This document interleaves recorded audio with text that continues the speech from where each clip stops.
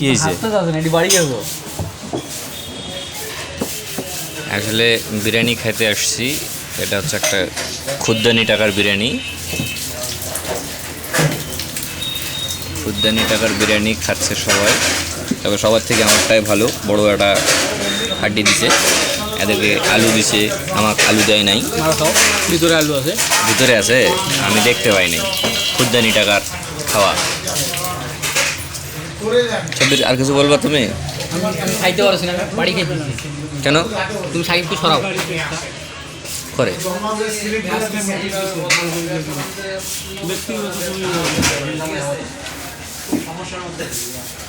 তুমি খেতেই আছো শুরু থেকে।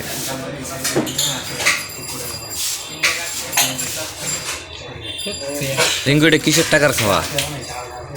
খুদ্দানি বলা যাবে না, রানি?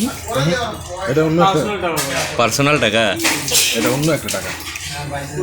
মারি যাও টাকা।